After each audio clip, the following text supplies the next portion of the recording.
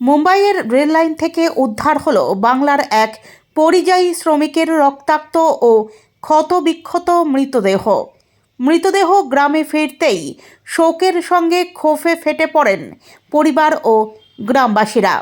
ঘটনাটি উত্তর ২৪ পরগনা জেলার বসিরহাট মহকুমার স্বরূপনগর থানার বালতি নিত্যানন্দ কাটি গ্রাম পঞ্চায়েতের বালতি মাঝের পাড়ার। মৃত পরিযায়ী শ্রমিকের নাম আলফাজ মণ্ডল। জানা গিয়েছে প্রায় ৭ বছর আগে জীবিকার তাগিদে তিনি মুম্বাইয়ে কাজ করতে যান। মুম্বাই মেট্রো রেল স্টেশনের নির্মাণ কাজে একটি ঠিকাদারের অধীনে শ্রমিক হিসেবে কাজ করতেন তিনি। থাকতেন মুম্বাইয়ের ঢাকিয়ার রোডের সোমবার্গ এলাকায়। পরিবার সূত্রে জানা যায়, চলতি মাসের ২রা ফেব্রুয়ারি সোমবার রাত প্রায় ৮টা নাগাদ কাজ শেষে ট্রেনে করে ঢাকিয়ার রোডের দিকে ফিরছিলেন আলফাজ। এরপর থেকেই তিনি নিখোঁজ হয়ে যান।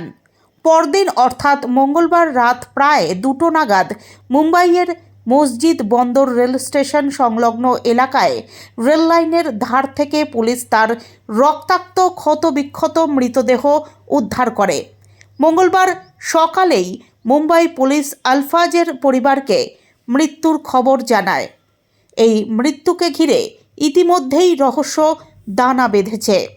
পরিবারের দাবি, কাজের জায়গায় কিছু শ্রমিক দীর্ঘদিন ধরে আলফাজকে বাংলাভাষী হওয়ায় বাংলাদেশি বলে দাগিয়ে অপমান ও হেনস্থা করছিল।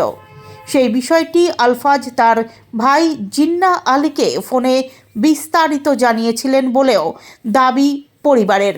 এখন প্রশ্ন উঠছে, ট্রেনে ফেরার পথেই কি তাকে ধাক্কা দিয়ে ফেলে দেওয়া হয়েছিল, নাকি পরিকল্পনা করে খুন করে রেল লাইনের ধারে ফেলে রাখা হয়েছে? মৃত আলফাজের ভাই জিন্নাহ আলী ও আত্মীয় শফিকুল গাজীর বক্তব্য, ভিন রাজ্যে বাঙালিদের ওপর যে ধরনের অত্যাচার চলছে, এই ঘটনা তারই বহিঃপ্রকাশ হতে পারে। তাদের দাবি, মহারাষ্ট্র পুলিশ উপযুক্ত তদন্ত করে দোষীদের দৃষ্টান্তমূলক শাস্তি দিক। পাশাপাশি তারা মুখ্যমন্ত্রীর কাছেও আবেদন জানাবেন যাতে এই মৃত্যুর প্রকৃত কারণ প্রকাশ্যে আসে।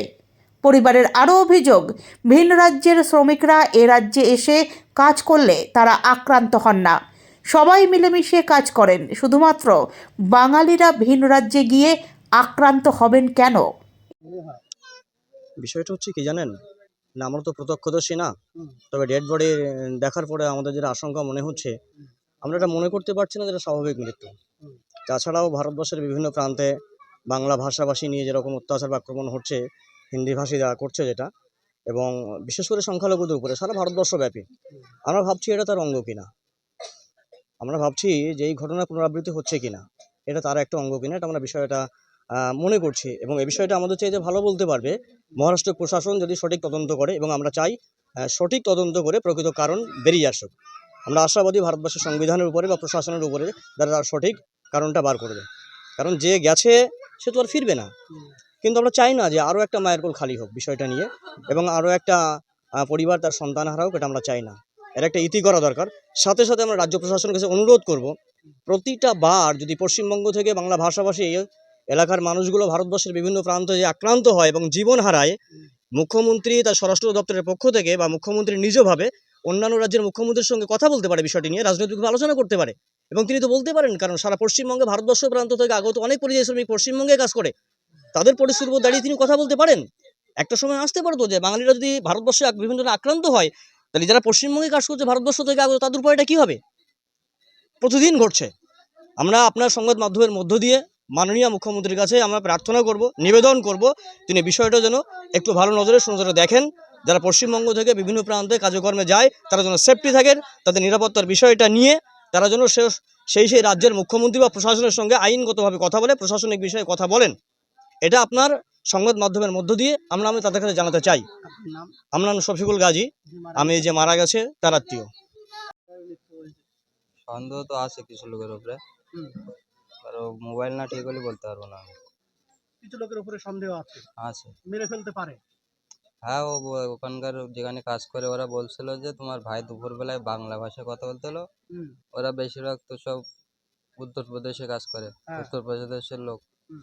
বাংলায় কথা বলতে হলে তোর ভাই একটু টেনশনে ছিল, হুম। ওরা আর কিছু বলিনি করে, ওরা বাংলা বোঝে না। সেখান থেকে কোনো দুর্ঘটনা ঘটাতে পারে তারা। হ্যাঁ, পাড়া ওটা বলতে পারবো না, কারণ ওর পরেও আমার ভাইয়ের সাথে আমার কথা হয়েছিল। হুম। আর ওর বন্ধুরা আছে, ওরাও কথা বললো হুম। 8টা অব্দি। কি বললো সেখানে? আর তরকারি কাটতে তাড়াতাড়ি শোবো আজকে, হুম। তরকারি কেটে রাখ, আমি বাড়ি আসছি। তারপরে? তাও ফোন কেটে দিয়েছিল। তারপরে থেকে নিখোঁজ। হ্যাঁ, তারপরে আরো লোকের সাথে কথা বলেছিল, হুম। ওরা আরো বন্ধুরা আছে তাদের সাথে কথা বললো, বললো 8টা বন্ধু, আমি কথা বললাম।